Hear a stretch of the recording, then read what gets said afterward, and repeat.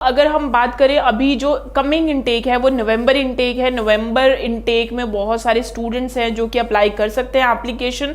Most of the universities are open. Australia में जब भी हम ऑस्ट्रेलिया के लिए एप्लीकेशन प्रोसेस करें हमें एक चीज़ को समझना पड़ेगा, देयर आर द 3 प्रोसेस।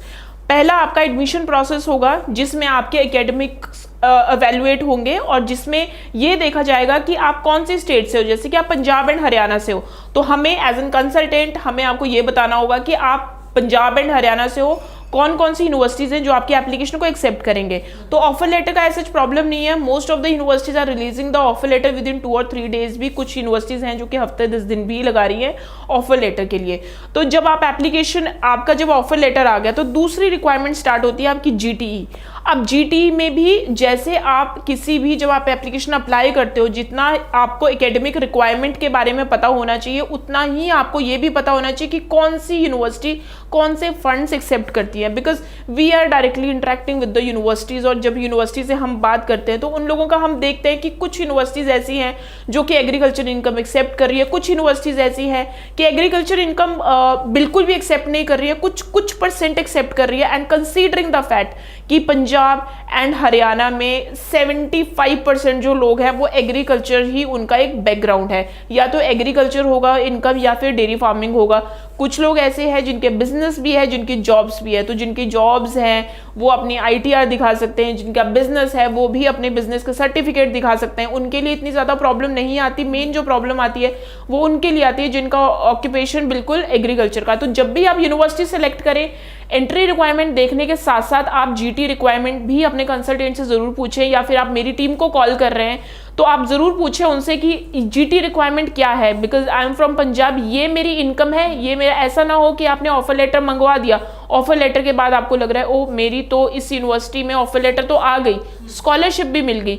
बहुत बारी हमें स्टूडेंट्स की प्रोफाइल ऐसी होती है कि स्टूडेंट के 90% है, IELTS में 7.5 है, यूनिवर्सिटी ऑफर लेटर देते हुए आपके फंड्स बहुत कम, रेयर यूनिवर्सिटीज़ हैं जो कि आपके फंड्स देखती हैं।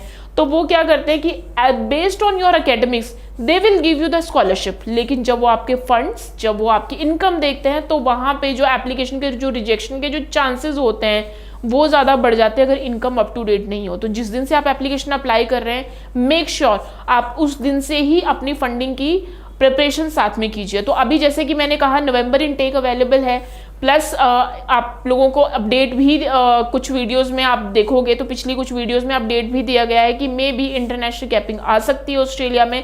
तो जब इंटरनेशनल कैपिंग आएगी हमारे पास एक लिमिटेड सा टाइम है। तो ये जानना बहुत ज़रूरी है कि यूनिवर्सिटी की रिक्वायरमेंट, जब आपके पास फंडिंग इनकम, क्योंकि मोस्ट ऑफ द यूनिवर्सिटीज़ को जो इनकम की रिक्वायरमेंट होती है वो 10 से 12 लाख के करीब होती है, यानी कि जिसमें आप ITR दिखा सकते हैं, आप अपना इनकम प्रूफ दिखा सकते हैं, आप अपने बिजनेस के डॉक्यूमेंट दिखा सकते हैं। और दूसरी जो रिक्वायरमेंट होती है वो सेविंग्स की, कि आपके अकाउंट में कितना पैसा पड़ा है। अगर आपके अकाउंट में मेजरली जो यूनिवर्सिटीज़ की रिक्वायरमेंट होती है वो रहती है 30 से 32 लाख। अगर आपके पास 30 से 32 लाख का अमाउंट नहीं है तो then you can apply for the education loan as well.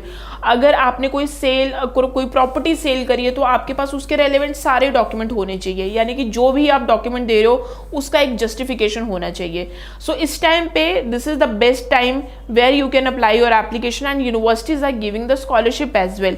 इस टाइम पे सामने कुछ ऐसी यूनिवर्सिटीज़ भी आई हैं जो कि पहले स्कॉलरशिप इतना नहीं पुश कर रही थी, but now they are giving the scholarship because उन्हें भी पता है कहीं ना कहीं कि आने वाले टाइम में चीज़ें उतनी स्मूथ नहीं रह जाएंगी। तो जितना स्टूडेंट्स को इंटरेस्ट है उतना ही यूनिवर्सिटीज़ को स्टूडेंट को लेने में भी इंटरेस्ट है। तो they are also giving the scholarship. There are many students who got the 50% of the scholarship. 50% scholarship का ये हो गया कि आपका पूरा आधा जो कोर्स है वो बिल्कुल आपका फ्री में चला जाता है। 3 साल की बैचलर डिग्री है तो आपने सिर्फ 1.5 साल की फीस दी है, 1.5 साल तो बिल्कुल आपका फ्री में चला गया।